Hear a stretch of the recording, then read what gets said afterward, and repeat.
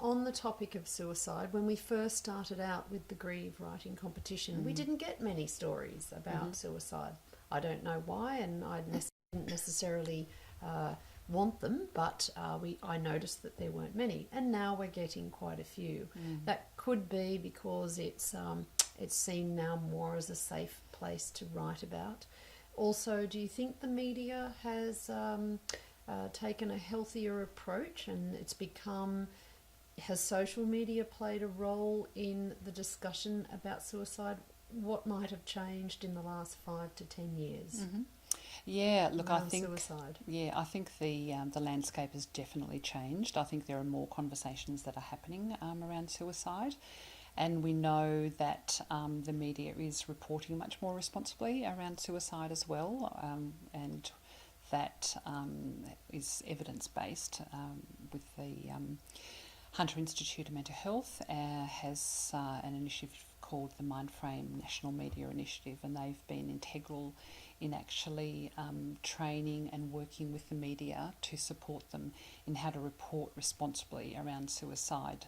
And so there have been studies that have come out looking at media monitoring studies, looking at the number of articles that have been written around suicide back in 2001, 2002.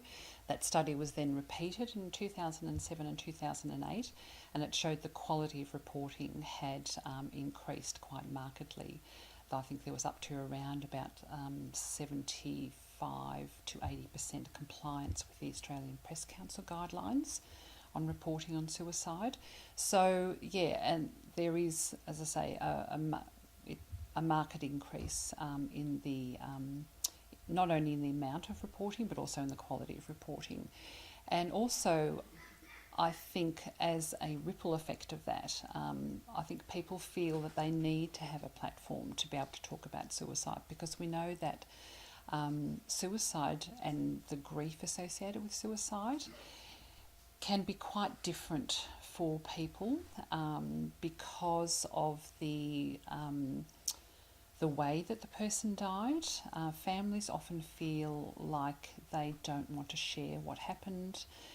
They can often feel quite isolated, and so therefore I think through writing about it, it creates again that comes back to a really safe space for them to be able to express and externalise the grief that can often be quite internalised because of the fact that it was suicide versus just death from natural causes.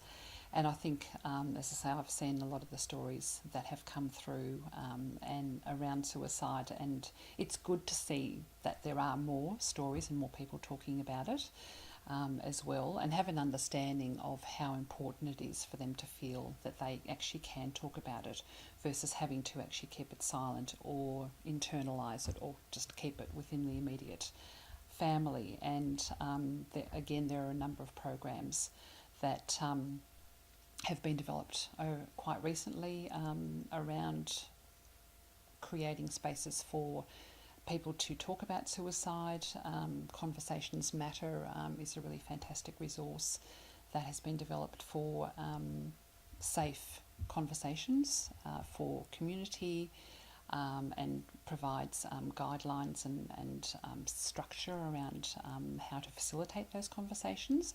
And it's also very important to be aware of the vicarious trauma for families as well, because conversations around grief and around suicide can often trigger emotions that are quite powerful for people, and therefore possibly put them at risk of feeling quite vulnerable, and therefore it's really important to really set safe boundaries in place before those conversations that's why happen. we have this conversation like this, and why we like to have the judges give responses to the entrants who write, because yes, we are very mindful of the fact that any form of writing around a difficult topic, no matter how much you are driven to want to do it, can bring up emotions that you may not have expected. And so that's great that there are Conversation Matters and other initiatives